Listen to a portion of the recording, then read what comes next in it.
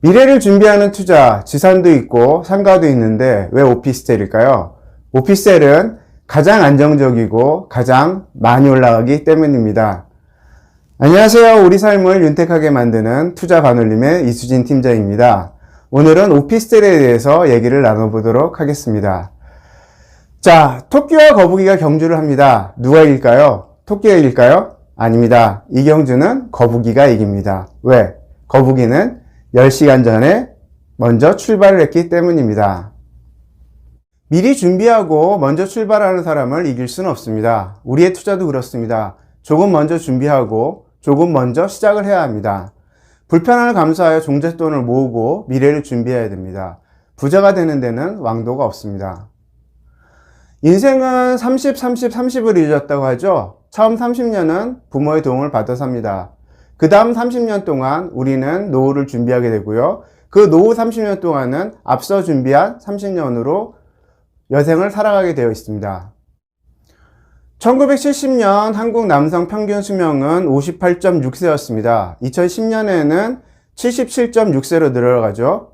18년 조사로는 82.7세로 늘었습니다. 매년 3개월씩 평균 수명은 늘어가고 있는데 우리의 정년은 아직 55세에서 60세입니다.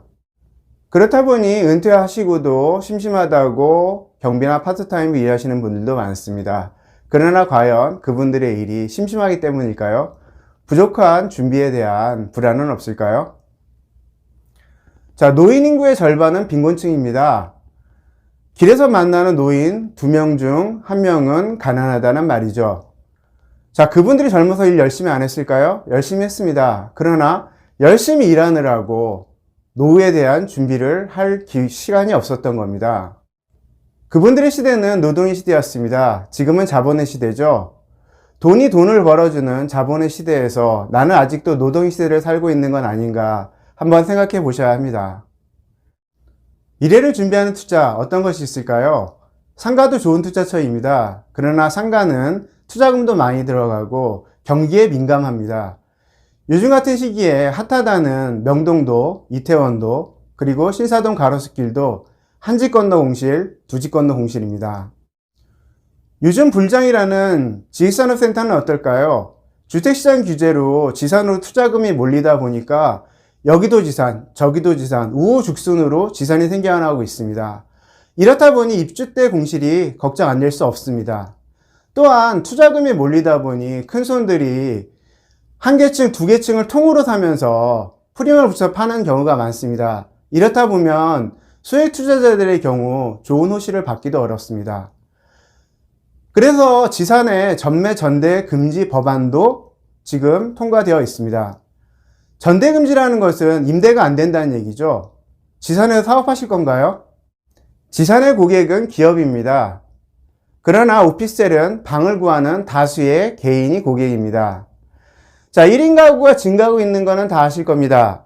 2020년 조사에서 31.7%였던 1인 가구는 21년 조사에서 40%를 넘었습니다.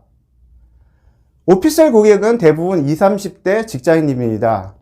아침에 출근하시는 길에 직장인을 보시면 2명 중에 1명은 내 고객이라고 생각하셔도 됩니다. 오피스텔 주거 면적을 보면은 20, 30대의 경우 5평에서 15평 비율이 50% 정도를 차지합니다. 요즘 트렌드는 소형 원룸형보다는 방과 거실이 구분되어 있는 1.5룸이나 2룸 또는 특화된 복층에 대한 선호가 높은 추세입니다. 오피스텔은 임대소득도 높지만 주거시설로 아파트처럼 프리미엄도 붙습니다. 오피스텔이 안 오른다고 얘기하시는 분들이 많죠. 그분들 중 과연 몇 분이나 오피스텔을 사봤을까요? 언론 기사도 부정확한 게 많습니다. 특히 부동산은 원하는 방향으로 기사를 쓰기 위하여 내용을 왜곡하는 경우가 많죠. 실제 내용이 어떤지를 팩트 체크해 보셔야 합니다. 2016년 기사입니다. 마곡에 오피스텔 공급이 많아서 값도 안 오르고 임대 수익도 형편없다는 내용입니다. 과연 어떤지 한번 살펴볼까요? 초과 공급으로 한때 마이너스 P다. 공급이 많으면 한때 그럴 수 있습니다. 사실로 보겠습니다. 수익률 4.94%로 서울 평균보다 낮다. 제가 조사를 해보니 이것도 사실이었습니다. 월 임대료 60만원, 70만원에서 40만원, 50만원으로 떨어진 상태이다. 이건 거짓입니다. 10평인지 5평인지 6평인지 구분도 없이 임대료를 단순 나열한 겁니다. 근거자를 한번 보실까요? 마곡역 센트럴 푸르지오입니다. 기사가 쓰여진 2016년 6월 입주하였습니다. 처음 신고된 실거래가는 보증금 500만원에 월 40만원이었습니다. 대출 60%를 받고 이자 3%를 잡으면 수익률은 4.5%입니다. 기사는 비싸죠? 수익률이 낮은 건 맞습니다. 그런데 어쨌든 가격은 원래 그 가격에서 시작한 겁니다. 지금 시세를 한번 볼까요? 보증금 1000만원에 월세 60만원으로 수익률은 10%입니다. 은행금리 높아야 1.5%인 건 아시죠? 5년 동안 수익률이 2배로 올랐습니다. 이렇듯 가치는 자기 본질의 가격을 찾아갑니다. 안 오른다는 오피스텔 가격은 어떨까 한번 볼까요? 2016년 7월 첫 거래가는 1억 4천입니다. 아마도 분양가선일 겁니다. 대출 60% 잡으면 실투자금은 5,100만원이었습니다. 자, 최근 실거래가는 1억 8천입니다. 호가가 아닌 실거래가입니다. 임대 수익률 빼고 78% 올랐습니다. 만약에 이것을 전세 투자를 하셨다면 실투자금은 1,500만원이고 5년 동안 4천만원을 벌었습니다.